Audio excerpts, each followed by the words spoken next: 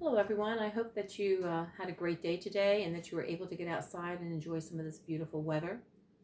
It's such a gorgeous day out there today. We're going to pick up with Robinson, going over a little bit of the background, and I like to try to get into Richard Corey a little bit tonight as well. We find out that he moved to New York City, the town downriver, where he lived in Greenwich Village. In those years, he was so poor that he often could pack all his possessions in one small little suitcase. He was a light, shy man with a little talent for practical affairs, but with a great sympathy for those who were disposed, um, lonely, troubled. By the time he was 27, his writings had earned him only $7. And we found out that when he finally did make it big, he was making $2,000 a year, and that was big money back then. Okay, when Robinson began publishing his poetry in the 1890s, there were very few good American poets and almost no audience for them at all. After Robinson started working with the president, his worst financial difficulties were over.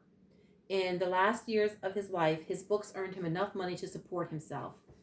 He received the Pulitzer Prize for poetry 3 times: 1922, 1925, 1928. In the 1920s, he was generally regarded as the greatest living American poet.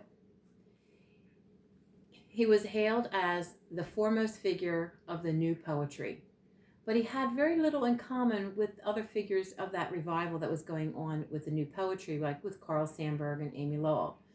He had begun writing poetry long before most of them were even born, and the forms he worked in were traditional but not experimental. Many of his poems were sonnets, and a great many are written in a very tight stanza form. The poems most popular in his lifetime were his long narratives about the court of King Arthur, Merlin, Lancelot, Tristram, and so he was also a master of the dramatic monologue, a form that was perfected actually by Robert Browning. Robinson's poems about Richard Cory and the inhabitants of Tilbury are very bitter poems, but their biting quality is leavened by the restrained style and appreciation of life's ironies.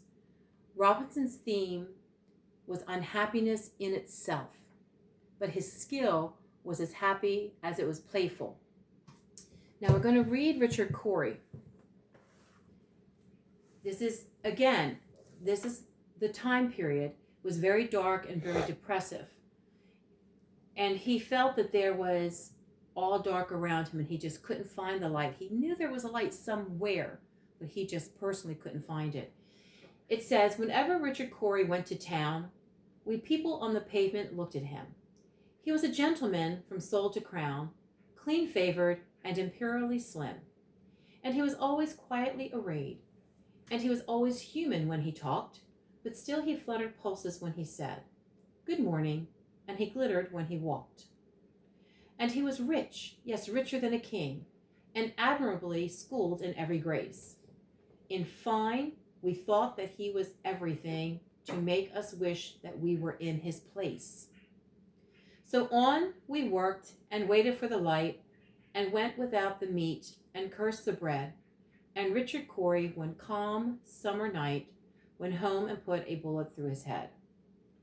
Now, how many times have we wished that we were somebody else, but we have no idea what that other person's going through, what type of shoes they have to walk in?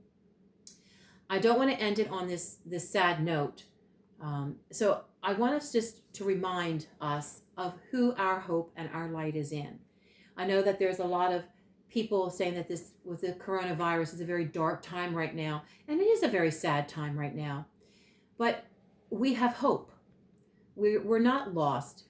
We're not one of those people that have no answers. We know where our light comes from. We know where our light, what brings life to us, what brings happiness to us. And it's not stuff. It rests in a person of Jesus Christ. And I want to encourage you guys during this time, and especially while we're studying the naturalism and the realism time period, it is a dark time period. So I want to encourage you to stay in your word and saturate yourself with praise. Okay? I will see you and talk with you on Thursday. And have a great Wednesday break.